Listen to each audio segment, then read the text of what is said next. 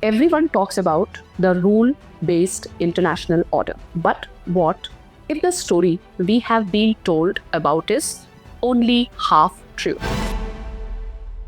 In recent years, Western leaders have repeatedly claimed that after the Second World War, the United States built a liberal international system based on rules, institutions, democracy, and cooperation. We are told that this order replaced raw power politics, that it produced decades of peace and prosperity, and that without it, the world would fall back into chaos. Mark Trachtenberg, in his powerful historical analysis, asks us to step back and examine this story carefully. He's testing the historical claims behind the idea of the rules based order. The common narrative says that American leaders, especially Franklin Roosevelt, consciously designed a liberal order after 1945.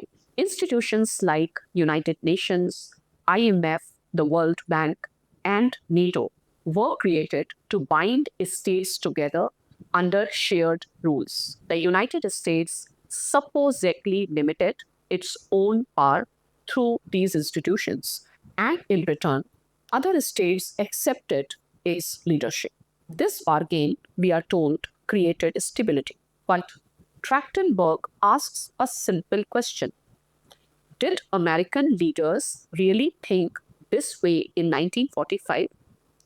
When he looks at Roosevelt's wartime thinking, he finds something very different. Roosevelt did not imagine a world of equal sovereign states living under universal liberal rules. He imagined a world managed by the four policemen, that is, United States, Britain, USSR, and China. These great powers would enforce peace.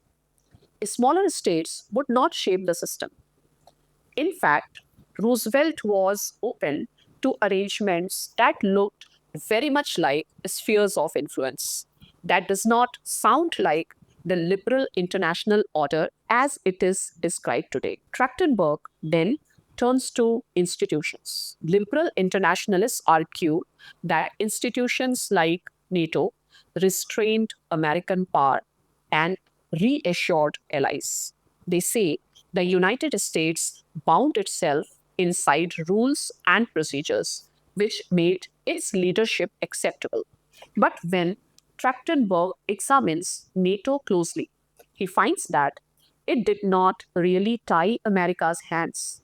The United States often retained freedom of action. During major crises like Berlin, it was prepared to act even if allies hesitated. What limited American behavior was not institutional rules, it was political reality. European governments still had agency. They could resist American plans, they could refuse proposals. Institutions did not magically transform our politics. This leads to an even deeper question: what actually produced peace after 1945? Was it the liberal order itself? Trachtenberg suggests something more uncomfortable. Stability in Europe came not only from institutions but from a geopolitical settlement with Soviet Union. Peace dependent on recognizing rival interests. It depended on restraint. It depended on a balance of power. In other words, traditional realist logic never disappeared. It operated underneath the institutional framework.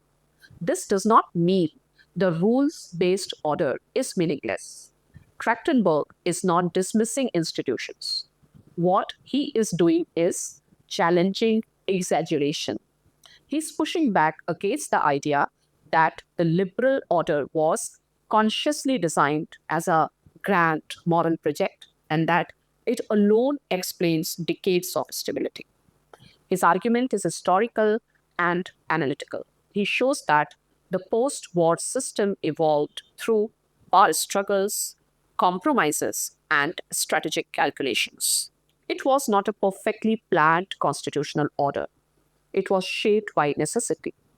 And this matters today because when policymakers claim that defending the rule based order is the only path to stability, they rely on particular reading of history.